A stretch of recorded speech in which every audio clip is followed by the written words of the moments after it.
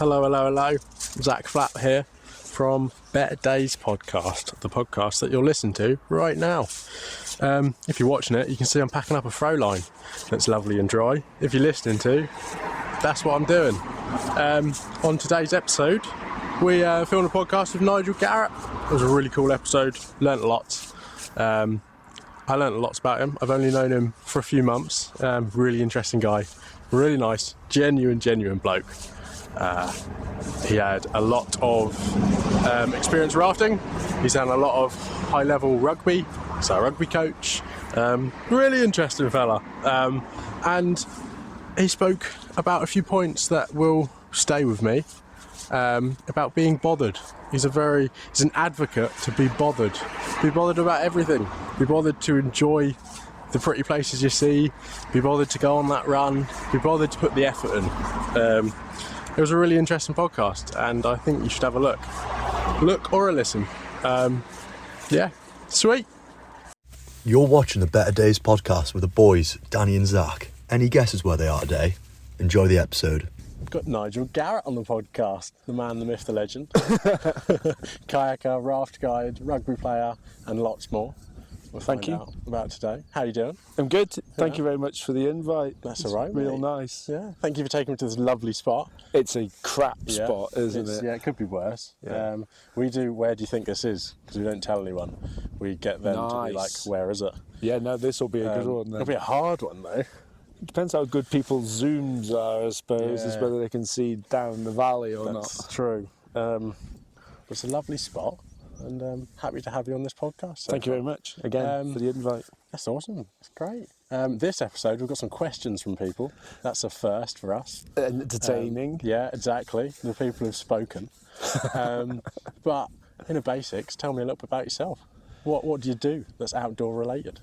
So my outdoor stuff nowadays is mostly paddling and whitewater rafting, which is how you and I met each other in that sense. So I still paddle, I still do a bit of coaching, whitewater. Whitewater's always been my passion. I just love the movement, the flow, the sort of just the general. It's not about the adrenaline or the fear. It's about actually just the movement. And when you get it right, it just flows so nicely. Yeah. And that led me into rafting a long time ago, which we may get to. But and now I raft because it feeds my soul. Yeah, exactly. Really, for two reasons: is that I'm no longer the spring chicken I once was, and it's really nice to hang out with young people who bring an energy and an enthusiasm. And I, maybe shallowly, often think that actually me being around, sharing some of my experience and wisdom actually helps them develop, and I enjoy that 100%. As the coach in me, really. So, and I just enjoy being on the river. Yeah. And if you can do that sociably with other rafters and the guides, in that sense, it just feeds my soul. Yeah, really. Yeah, it really does. Saves a break from the laptop, outside. Yeah, and nowadays, I changed job end of March. Nowadays it's become part of what I do, and anything I now do has to have that balance of some things that are not necessarily feeding my soul, so sitting in front of a laptop on a Teams meeting or a Zooms call or a Google Meet or reviewing 300 pages for a board meeting or whatever, isn't necessarily feeding my soul, whereas going boating or going for a walk or coming up here or doing a bit of rafting, it just balances out for my own personal health, no other reason. Yeah, exactly. Yeah, but you need it. I do nowadays, yeah. And I think maybe when I was young I didn't realise how much I needed it. Yeah. To be honest. Now I do realise how much I need it. Yeah. So you've always had an outdoor energy, spending your time. I've always been sporty, I think. I wouldn't say I've ever been any good, but I've always been sporty. And ever as a kid, I had parents who, I still have got parents, but had parents when I was a kid who were incredibly good at exposing to lots of different sports. So I learned to, one birthday, I can't remember what age, got horse riding lessons. Another birthday, I got kayaking lessons, and I went to a pool and learned to kayak for 8 to 12 weeks, which then was the start of kayaking. I've done all sorts of stuff in that sense. They showed an interest, and they were much preferred buying my sister and I experiences rather than things. Yeah. Which I think is a philosophical piece that I've probably brought as well in the context of going, I much prefer experience, and not really very materialistic. Yeah, exactly. You know what I mean? Stuff is stuff. You can always get more stuff, actually, but the experiences and the people you go and the way you share and who you share that with is the those stuff memories. and I can't remember so much stuff. Someone asked me the other day about, do you remember playing in this rugby game in New Zealand with so-and-so? And I'm like, nope. Nope. And I went through my old sort of brochures from the game, and I was like, well, okay, that's the programme from the game, and there's the team list, so that person's there. But I never even wrote down on the programme the score, who won. Wow. I have absolutely, maybe it's too many brain knocks, but I've got no memory of that sort of stuff. And it's the same with rivers. I was talking to a guy at the weekend, and he was like, have you done this river? And I'm like, I can't remember. Describe it. And he went, describe it. Yeah, I have. Yeah, exactly. Yeah. So it's just, Yeah, that's a good sign, though. You've done more. Or I've got too many bangs to the head. That's also another sign. Maybe. You did a lot of rugby, and do you still touch on rugby now? So I do a little bit of coaching. Yeah.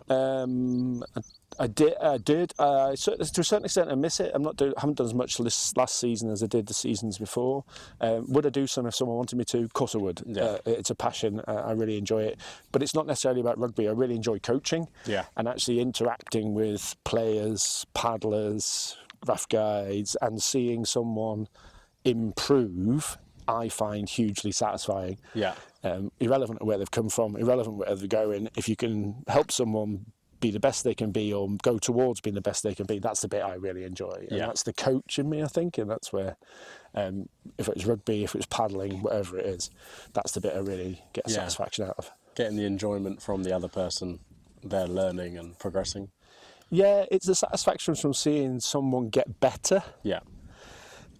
A physical skill or understanding of that or whatever it is, whether it's tying a knot, chucking a rugby ball, whether that's in a work context, someone being better at their job or enjoying their job or being more effective and efficient at their job, therefore they've got more time to do something maybe a bit more fun. Yeah. You know what I mean? That's the bit that I enjoy. It's the human I work with getting better. Yeah, that's really nice to hear. That's a nice thing. It's philosophical, I think. I've always had a philosophy as a coach or as anything really of trying to make myself redundant.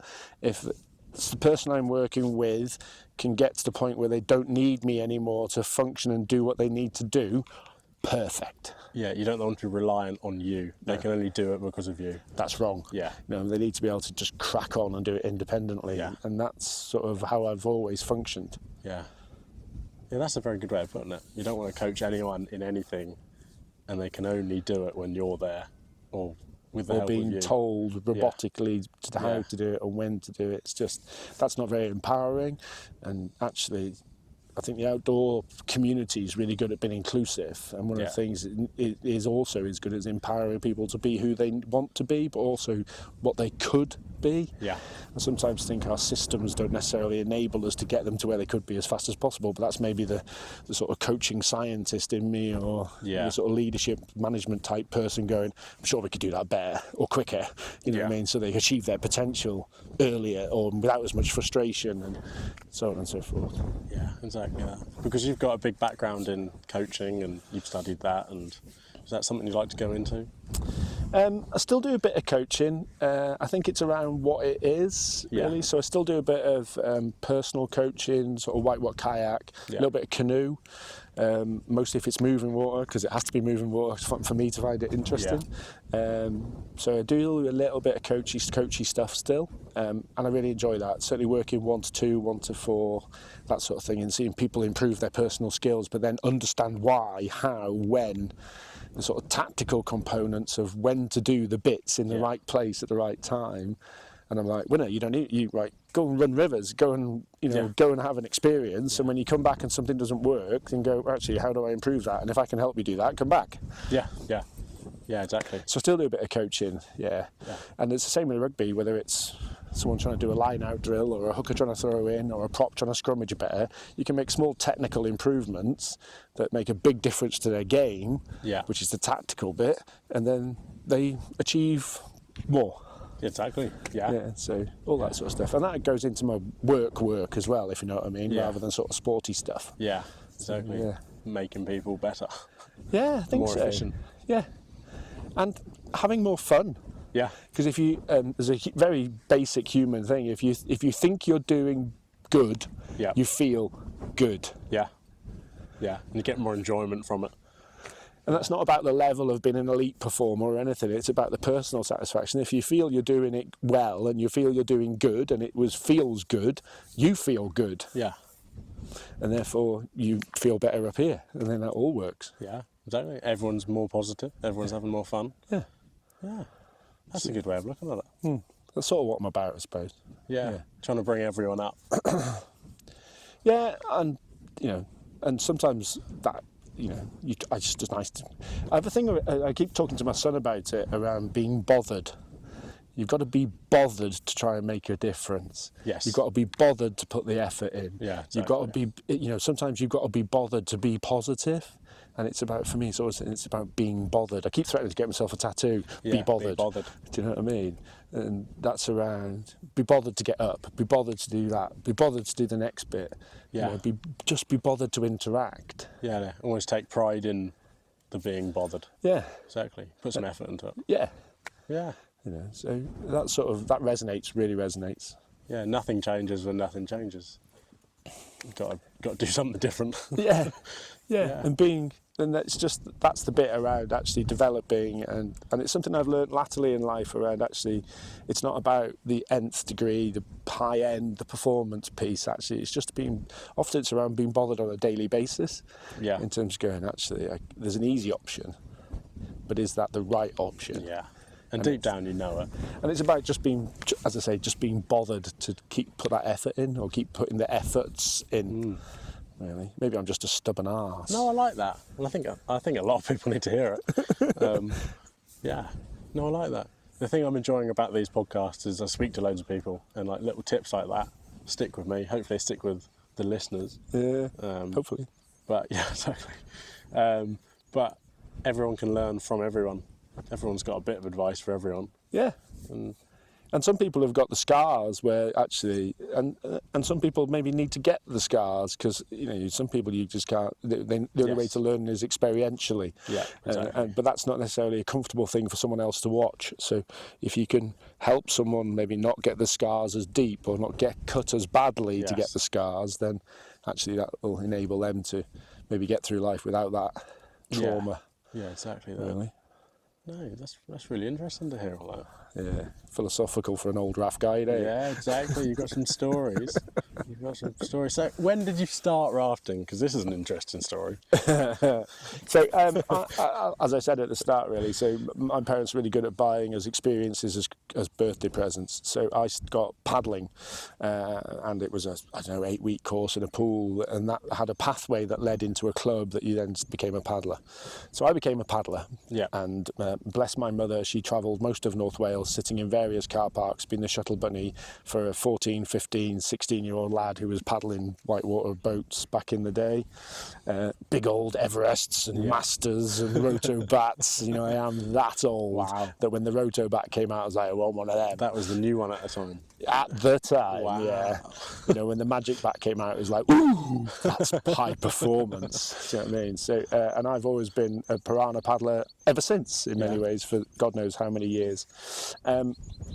So paddled, and obviously the Tram was a place where you could go and paddle. Yeah. And at that time they were doing Raft guide courses, to sort of in-house Raft guide courses. So myself and the guy who I paddled with, a guy called Terry, who drove me all over the country, all over Europe, so that him and I could go paddling. So basically he would just pick me up from my parents' house and we would go paddling for days, literally days, like to Europe and to other places and the Alps and all sorts. He took me all over the place. I would have been 16. and we did and Terry wanted to become a raft guide. He said, "Oh, you can come along as well." I was like, "I'm 16." He said, "We just won't tell him." So we didn't. So we rocked up and I did my raft guide course. I think it was a 2-day course at the Trerrin at the time, sort of site-specific raft guide course. And we didn't tell them I wasn't 18. And also, I'm a reasonably big fella and was a reasonably big kid. So, and obviously, we just didn't tell them. And I passed. Yeah. And passed everything, did really, really well, got glowing feedback. And in the feedback session from the 2 guys running it, I fessed up to only being 16. And it was back in the day where you got a paper certificate, and they'd already written it out and signed it and stuff. And then they drew 2 lines diagonally across it and wrote, "Not valid till 18." And gave it back to me. Sorted. So yeah. The irony is, and this is the difference between rafting now and rafting back in the day, is that they were short of guides the following week, so they rang me and asked me if I could raft.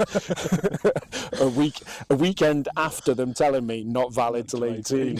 So yeah, so I started rafting at 16. Wow, that is incredible. So you've had some years in a raft. I think this is the 34th. Wow. In that sense, because I'm 50. Yeah. There's some time spent on the water. Not always in a raft. No, but you've spent a long time.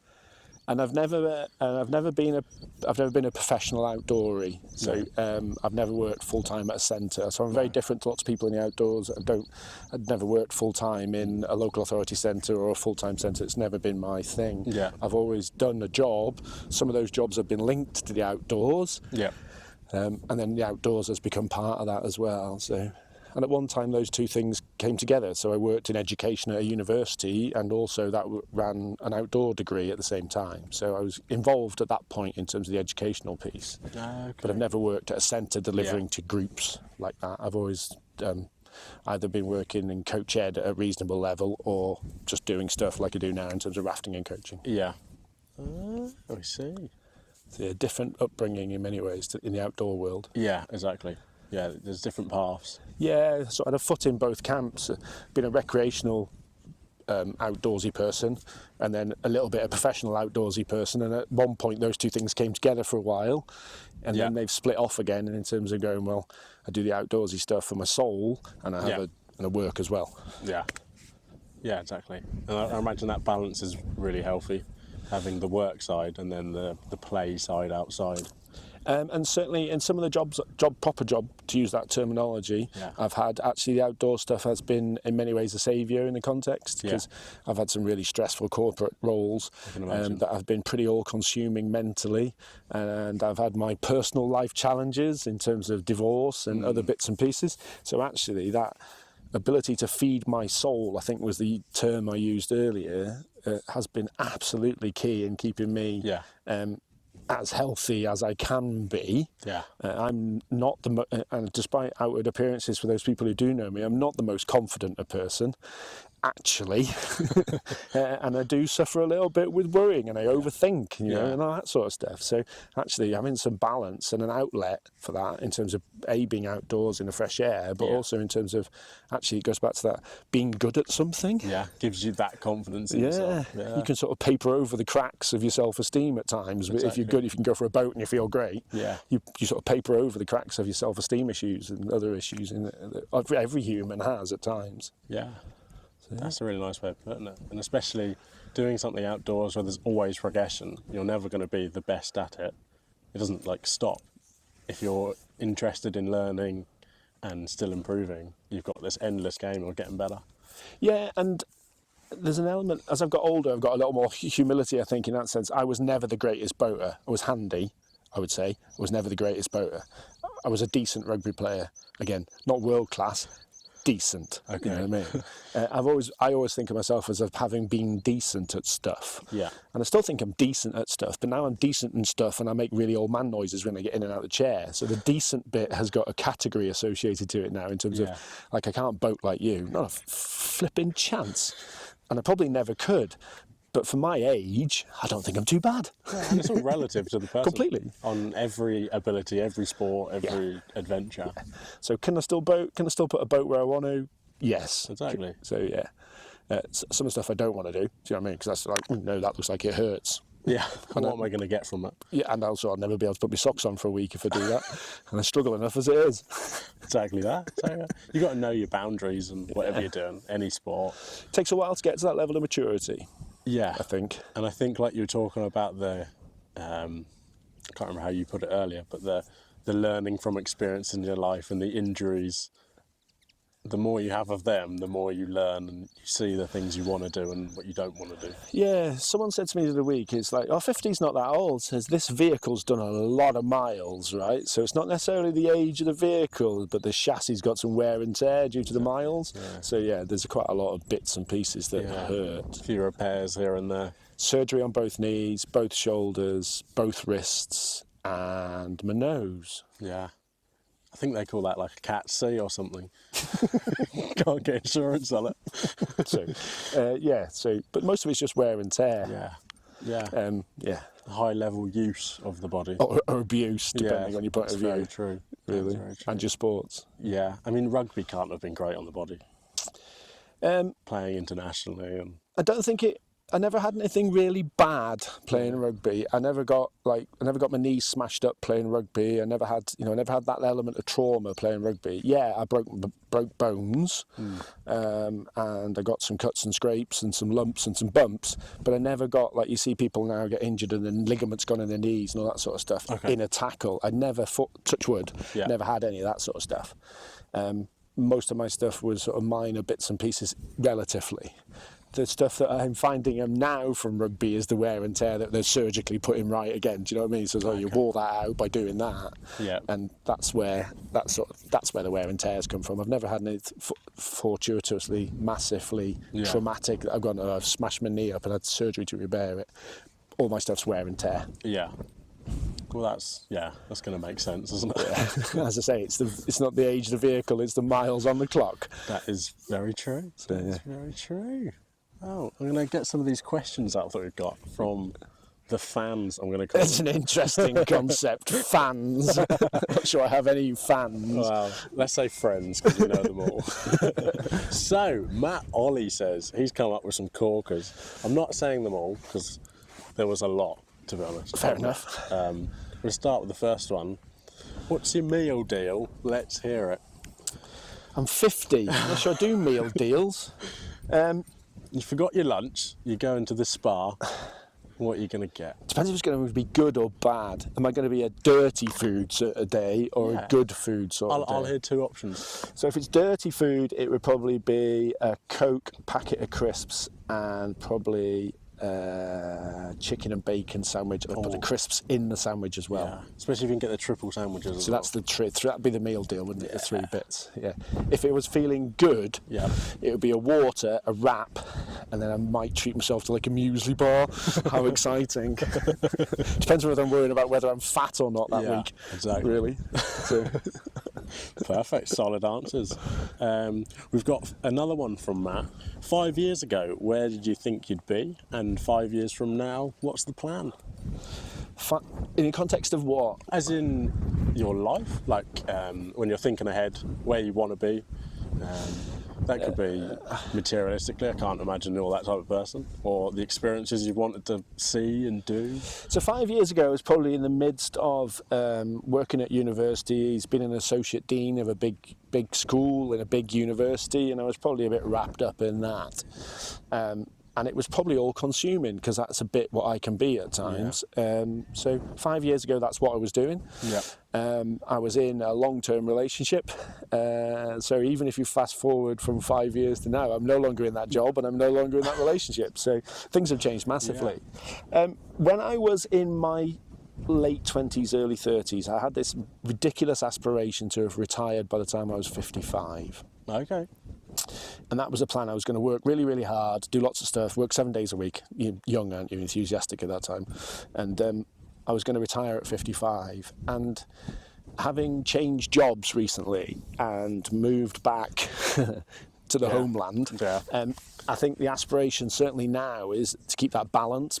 You know, I got sucked into the work hard, work harder mentality. All or nothing. Yeah. And being accessible 24/7 and answering emails every moment of the working day and night and everything else, and just doing probably too much. And I probably lost my soul a little bit within that. Yeah, definitely. And I've paid the price both in terms of personal relationships and probably my mental health back in the day. Yeah. But I'm not in that space anymore. So it's balance. And for me, lots of things are about being balanced now. So I do some really nice high-level, allegedly intellectual, academic-y related work. And then I go rafting with you lot at a weekend. Yeah. So I've got a Big difference. well, there's still an intellectual component. But it's very different. Yeah, exactly. And that's where the balance comes in. And I'm not, to be honest, I'm not sure I'm physically going to be able to keep rafting in 5 years' time. But if I am now, the way I feel at the moment, I said I was going to jack it when I got to 50, and I'm still doing it now. So if I can still do it, I'll still do it. Yeah, if you're still enjoying it. Yeah, and I do enjoy it. Yeah. So if I can still physically do it, then I probably will, really. But it's about balancing stuff that. One of the things I'm going to protect from now onwards and be more bothered, to remember is actually to look after my soul. Yeah. And that isn't about materialistic things or fiscal reward. Yeah. It's about actually you've got to have enough money to pay the mortgage and enough money to buy food. Yeah. Everything else is sort of superficial. It's a bit of an extra, really, isn't it? A lovely extra, and it becomes quite addictive when you've got it. Yeah. But do you really need it? Whereas actually being happy and healthy, probably being happy makes you healthy, and therefore actually everything else doesn't really matter. Yeah, exactly that. Yeah. I'm really lucky at the moment because I've got a balance of that, and it's summer, so it's really easy to do 2 or 3 days of, the proper job again, within massive inverted commas and slightly cheeky said, and the outdoorsy stuff. It's a beautiful balance for me at the moment. Beautiful balance. Yeah. Yeah, I can imagine that breaks it up quite nicely. Yeah. And now on a less serious question, Matt has asked, toilet paper, do you scrunch it or do you fold it? Fold it. Done. Next. Right, solid. Now we've got Barra Liddy, who we're going to get on the podcast soon. He has said a solid question of how and where did you start rafting? You've kind of answered that on it, but what made you want to do it? Was there a reason? I used to go paddling, as I sort of said the story in that context of how I started rafting. That's how I got into it. It was because we used to go paddling at the Treryn. Then I ended up as a guide at the Treryn. And then when I came back from New Zealand, having finished playing rugby, I came back from New Zealand and I got a job at the Treryn as the head guide. Okay. And that led to some other experiences and some other developments and other bits and pieces. So I've a long history of guiding. Yep. I've never done the whole international thing like some of the guides do nowadays. You and I have worked and rafted with people who they've done seasons here and seasons there and seasons there. Yes, I've spent some time in Europe. Yes, I've spent some time in Iceland, and I've done bits and pieces in other places, but I've never done that seasonality thing. But because I got into that and I got into sort of rescue training and then the paddling coaching and the sort of high level paddling coaching and the rescue training and stuff, I've got a lot of parallel experience that I bring into the rafting world rather than just rafting. Yeah, they all link up together. Yeah. So it's rafting is one of the water related activities I do. It's not the water related activity. No. But there's a lot that switches between, and if you're good at one, it's going to help you learn another one. Yeah, masses and masses of crossover. Absolutely huge. Especially for safety and things, I always think. Yeah. The more diversity you've got on it in situations, and I used to climb, and I've ice climbed, and I ski. I used to ski when I could afford it, but I ski. It's just something nice about being outdoors, and whatever vehicle that is. My son mountain bikes. I don't, because it shakes my aging body to bits. But I do go with him, and I've got and follow him around slowly, a lot slower. So I've got into biking as well. So it's and road biking. I quite enjoy road biking. Like I dropped the car off this morning to get its MOT and biked back, 12 miles. So, you know what I mean? Workout done. Yeah, you know what exactly. I mean? Laptop time. Yeah. And then chat to you. So, killed 3 birds with 1 stone. So it's just, that's what I mean about the balance is that today I've done some exercise in the outdoors. I've done some laptop time in terms of that sort of stuff. And then, and then we're doing this. Lovely podcast. Yeah, there's a real nice balance to all sorts of things. Yeah. That's nicely put. Yeah. And I've got one more question from our fans. I'll keep calling them that. Ali McGreary says, how has raft guiding changed since you started?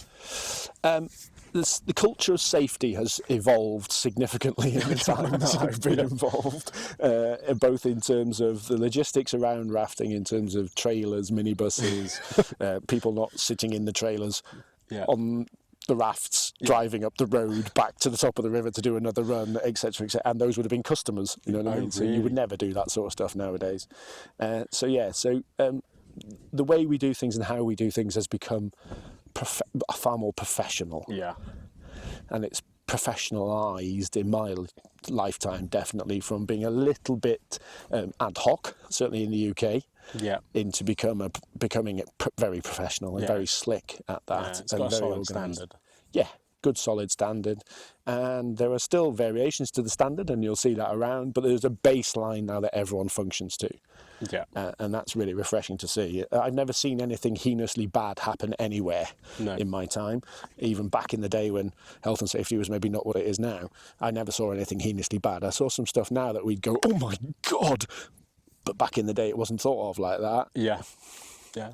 You know, so yeah, it's become very professional. Yeah, I suppose they've learnt from mistakes, and that's how you learn in anything. And I think it's just rafting back in, when I started, this was like 34 years ago, there was like a couple of places in Scotland and the Truro Erin. That was it. Yeah. You know what I mean? So it really was in its infancy as a profession and as a sport in the UK in those days. And then it's mushroomed and grown and grown and grown and grown to become what it is now in terms of both the natural river rafting experiences that can happen and the managed site places. Man-made places. Yeah, there's huge amounts of opportunity now for the general public to get involved. Yeah. Yeah, you should definitely try. If you fancy it, Whitewell Active's the place. Me and Nigel might take you down the river. if my old bones haven't fallen apart. Yeah. No, that's really interesting. Really interesting. Me and Danny on this podcast, we're trying to make a difference mental health-wise to people. And I find what we've talked about today, about all the things we've talked about. I'm waffling now, bloody hell. What was the point I was about to say? We're just trying to share advice for people. I like to speak about how do you manage fear management in the sports that we do. Danny likes to put a side of it on the mental health side. He's pretty good at that. Yeah. In the rafting, I imagine that's not as scary for you now, but the kayaking and the things, how do you ground yourself in situations? I think fear for me, whether in whatever sporting context that is around the level of challenge.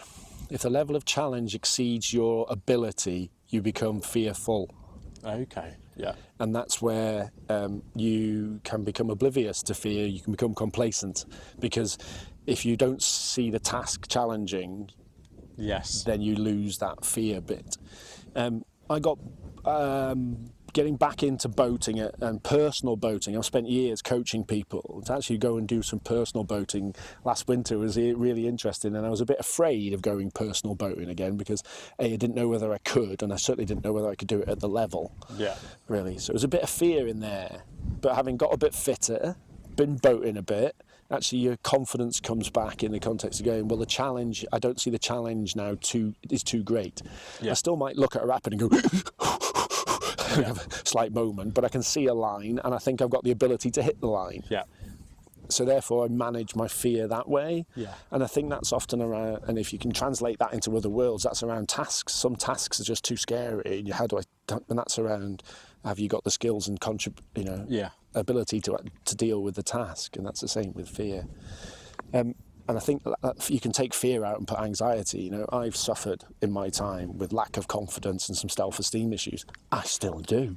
And occasionally I'll have a wobble with my own sort of, and I struggle with it. I overthink and worry about stuff. Yeah. And again, that's just about your understanding your context. One of the things that blokes are crap at, and I was always crap at, is about talking about stuff that's emotional. Yeah. And worrying that people would judge me. Yeah. Really. And I've got better at that. But I'm 50 and it's still not easy. Yeah. And that's a hardship in terms of not wanting to be judged. Yeah. for those of people who do know me physically, they'll see Nigel and go, yeah, Nigel's absolutely, do you know what I mean? He's made of cast iron, slightly rusty in some particular joints, but he's made of cast iron and he's unbreakable. And yeah, physically I'm not as good as I used to be, but mentally I'm not what people think I am. No, you know? And like saying that sort of confidence, self-esteem, bit of anxiety occasionally. And that's the fear thing. Can you manage the fear? Yeah, exactly. For me, linking back to the outdoor stuff, when I'm not feeling great mentally, going and doing something in the outdoors, and it's often one-on-one. So I'll go to the climbing wall, or I'll go bouldering, or I'll go biking, and actually just doing something. Often, sometimes by myself. I'll even go boat. I'll go and do a lap on the D. By myself, and I'll park in the middle. I'll beast myself up the canal. I'll paddle the river. Have a little moment occasionally because I'm by myself, and that's not a very sensible thing to do. And then I'll get off at the bottom, walk back up, and paddle back up the canal, and come off and go, oh, fuck, I can do it. Yeah, exactly. And then you feel a bit more confident. Yeah. And I'm sort of, right, okay, and then I can crack on with the other stuff. So it's about that managing of self again. Yeah. And like you was talking about earlier, if you can do something that you're quite good at, you get that confidence boost. Yeah. If you do something that you think you are okay at, makes you feel good because you did it well, you feel better. Exactly. Simple as that. Yeah. And that could be hitting a dead easy eddy, or it can be just grabbing a climbing hold, or it can be just going biking and getting up that hill without stopping and chucking your lung out. Yeah, going on a run or something, or even a walk. Even a walk, just being outdoors. Yeah. I've got a dog, and having a dog I've found immense. Some days I don't want to go for a walk because it's pissing down. I ain't got no choice. Yeah. Because the dog wants to go for a walk. Yeah. And I've got one of those sorts of dogs that means you've got to go for a walk because he doesn't do sitting down. Yeah. So that's great as well because it makes you go, and it's that being bothered. Exactly that, yeah. So I mean, I've got to be bothered because the dog needs me. I've got to be bothered because actually if I go and be bothered, that will make a difference to me. Yeah. So it's that being bothered thing. Yeah, I'm definitely going to get a tattoo. I think you should, mate. Maybe on the forehead. I would look a right yob then. Yeah, and it's only going to be a struggle at the start of being bothered, and then once you're doing it, you're going to have the endorphins and the dopamine floating about, and you're going to feel great afterwards. Yeah. And then it becomes habitual, you know, in terms of getting out and doing stuff, it becomes habitual and it becomes a choice. Like it would have been really easy for me this morning to get a lift back from dropping the car. Yes. But I made a choice to be bothered to bike back. And it's horrible actually because it's 10 miles of uphill. Yeah. Right. But from the garage back to the house. So, and it's literally all uphill. So that's great. And it'll probably take me 30 minutes to bike back tonight to go and get the car back, as opposed to the hour and 10 it took me to get home. Yeah. You know what I mean? But I'll go and do it because then I can feel good about myself. Exactly. And you've done your workout for the day, you've been outside. And then I can eat biscuits or cookies that I've still got some left that you made, by the way. Really? Yeah, I haven't finished them all. I'm not letting anybody else eat them. They're mine. There's a lot in there. There was a lot in there. That's why they've lasted so long. So then I can eat cookies and I can have a beer and you know what I mean, and not worry about turning into Jabba the Hutt because I do have some self-confidence issues around both my physique and weight and other bits and pieces. So so it's all about. I use these words often and probably too much. It's about that balance thing. Yeah. But you found something that works for you about the balance and being bothered, and it's clearly working. So. Yeah. Hope. Yeah, Fingers crossed. Hey. You're your judge, though, aren't you? No one else is the judge. That's not as easy as that sounds. Exactly. Everyone feels like everyone else is the judge. Yeah, exactly. And we often measure ourselves against others, not necessarily at times in a healthy way. Exactly. So that is something that, it takes an awful lot of self-confidence to have be confident in your own skin about how you're doing and where you're doing things. Yeah. And I think nowadays sometimes we're driven by external images and etc. and external views of things in terms of what good looks like. Exactly. And what good should look like rather than what is good for you. Exactly. And social media and the online presence is probably not going to help with that anymore. Sometimes I think it does. I think it's whether you can take it for what it actually is. You know what I mean? No one's going to post the one of the shittest run they ever did of anything. Exactly. They're always going to post the best one. Exactly that. So it's interesting that way. But I think things like this and actually, and that's why when you asked me, I thought about it. I was like, yeah, do you know what? Yeah, I will do that because actually. For those that do, people who do know me, and some of those guys have asked questions, they're probably going to go, "Oh, I didn't necessarily know that about Nigel." Exactly, yeah. So, it's interesting, isn't it? And all the advice, especially the be bothered. That's what I'm going to take away from this episode. and really try and implement that in my life. About little things, just be bothered, get it done, feel better, and I've improved. If that helps one other person, then that's good, isn't it? Yeah, and that's very, it's about, if you're walking up a hill, be bothered to get to the next step, be bothered to take the next, and if you're biking, if you're boating, be bothered to take that next move, be bothered to take that extra paddle stroke, be bothered, it's just be bothered. And that is, in life as well, in terms of that. There's always an easier option, but it doesn't mean it's the right option to do. Yeah. Exactly. Yeah. It's brilliant. There you go. Yeah, I've taken a lot from this. Good. I think I'm going to smash out the last 5 quick-fire questions that haven't been quick-fire at all on this podcast. Okay. But we're asked all the guests this. Go-to snack? That depends. When you really want something. So, there's a couple of things really. If I'm when I was working office-based, and doing lots of that sort of stuff, the go-to in the afternoon, probably about 2:30, 3 o'clock, because my circadian rhythms are crap.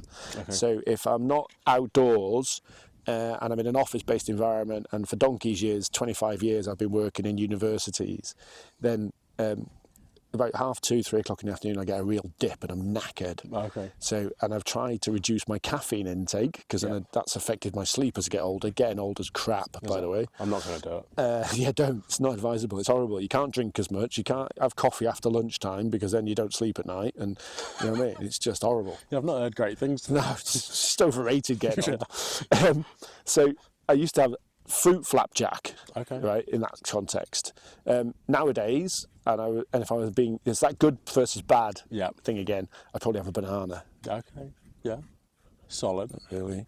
And then if I wanted to combine both those things, banana bread or malt loaf. Oh, yeah. Warm with a bit of butter on top? Oh, hell yeah. Yeah. Have you put banana bread in the toaster before? Yeah. It's good, isn't it? Yeah. Yeah, so banana bread, you can combine both those things in that sense. So, yeah, I've got a little bit of a sweet tooth, certainly. So, yeah, if I'm knackered, and it's sort of go-to snack would be something like that. Get the sugar levels up. Yeah, just to give me a little bit of a oomph. Yeah. That's a solid answer. I want some banana bread now. Prettiest place you've been to or seen? That can be in any context. I really love a vista. Yeah. And I find, as I've got older, I absolutely love being by the sea. Okay. And if I'm by the sea where there's some hills, and then you look out across the hills and across onto the sea, or there's a bay and that sort of stuff, I've really got that sort of settles my soul when it's having a vista. So like that, right, I could sit and look at that and not do anything else. It's pretty beautiful, isn't it? You know what I mean? So, and it's that sort of vista, that distant view. Yes. You know, the clouds in the distance. Rolling hills. Yeah, that sort of thing. So, I wouldn't say there's one place. But that type of scenery. That is better than anywhere else. Yeah. Because that's amazing. Yeah. Well, that is amazing. Well, that's amazing. Exactly. I don't have a better. Yeah. There's just, that's the sort of place I like to be. That's a really solid answer, mate. Worst injury or favourite, however you want to put it. So I've broken my nose a lot of times. Yeah. Some of them through rugby. The last time I broke it was actually paddling. Was it? Yeah, I went upside down and bished myself in the face, broke my nose and ended up with a cut here, and then rolled up and there was claret everywhere. I was like, oh, that hurts. Oh yeah, that hurts a lot. Consequently, there's a little bit of a story that goes with this. So I've had surgery in lots of places and other injuries and lots of pieces, but the most uncomfortable recovery from any surgery I've had to date has been my nose. Really? Now, obviously, they've not improved the shape of it, as anybody who's watching this will know, because as my father once described it, it's a Roman nose. It's roaming all over your face. Right? But they re-drilled the insides out so I could breathe, because I've broken it so many times that the insides had all healed up with bits of bone. You must have been put to sleep for that. Yeah, I did, right?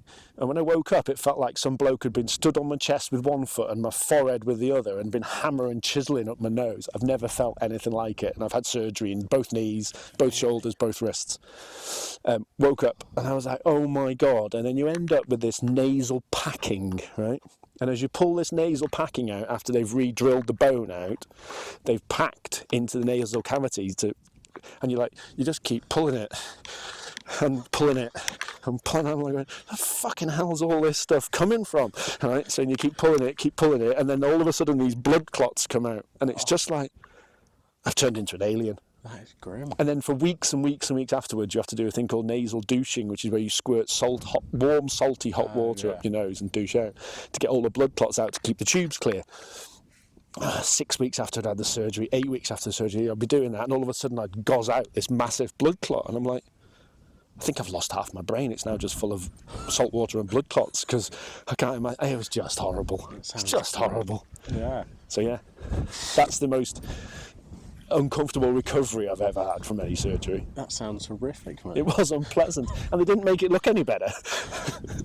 Well, is it practical? You still breathe out of it? Yeah, no, and allegedly I don't snore as bad as I used to. I still do snore, Right. but I don't snore as bad. Wow. So yeah, and I can breathe now. See, out my nose without my mouth open. That's perfect. Who knew you could do that? I've got tea or coffee. It turns on time of day. Oh, yeah. No. You know that That age, was sounding yeah. awfully British. And old. Yeah, What thanks. time was that? Coffee in the morning, Yeah. tea in the afternoon. Yeah. And obviously, because I'm old, decaf after midday. Right, I see. Yeah. The only exception would be I might have a decaf coffee after dinner at night. Okay. If that's before I have a yeah. port, obviously. This is what the people want to hear, mate. These are the real questions. And then the final one, the controversial one, the one me and Danny argue about all the time. Okay. It's a Jaffa cake, a cake or a biscuit. Cake.